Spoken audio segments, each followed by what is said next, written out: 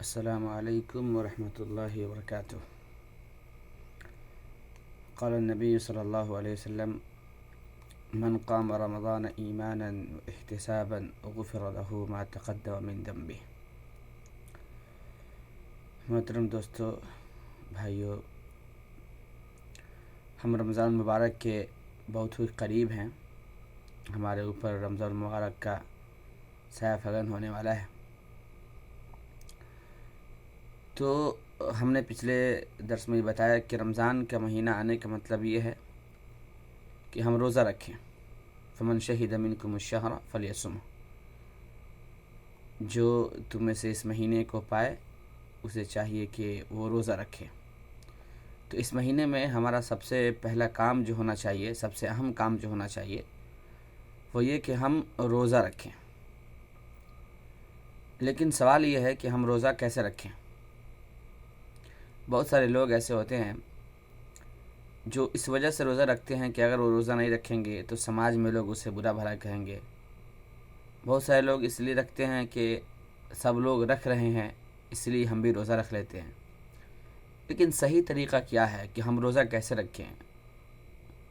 تو اللہ کے نبی صلی اللہ علیہ وسلم نے فرمایا کہ جو شخص من صام رمضان ایمانا و احتسابا غفر لہ، کہ جو شخص رمضان کے روزے رکھتا ہے ایمان اور احتساب کے ساتھ، تو غفر لہ ما تقدم من ذنبہ، تو اس کے گناہوں کو معاف کر دیا جاتا ہے جو اس نے پہلے کیا ہے، یعنی 1 سال پہلے کے گناہ اس کی معاف ہو جاتے ہیں۔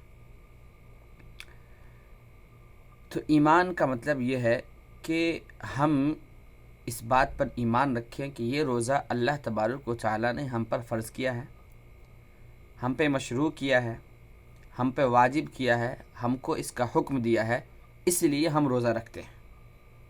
یہ نیت ہونی چاہیے کہ اللہ نے ہم پہ روزہ فرض کیا ہے اس لیے ہم روزہ رکھتے ہیں۔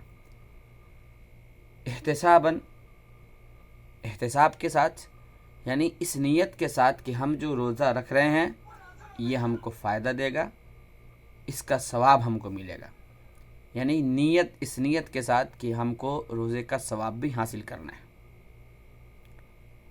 تو اللہ رب العالمین کہتا ہے کہ جو ایمان کے ساتھ اور احتساب کے ساتھ، یعنی اللہ پر ایمان رکھتے ہوئے کہ اللہ نے یہ ہم پہ فرض کیا ہے، اور اس نیت کے ساتھ کہ اللہ تبارک و تعالیٰ اس کا اجر ہمیں دے گا، جو انسان روزہ رکھتا ہے، اللہ کے نبی صلی اللہ علیہ وسلم نے فرمایا کہ غفر لہ ما تقدم من ذنبہ، کہ ایسے لوگوں کے گناہ اللہ تبارک و تعالیٰ معاف کر دیتا ہے۔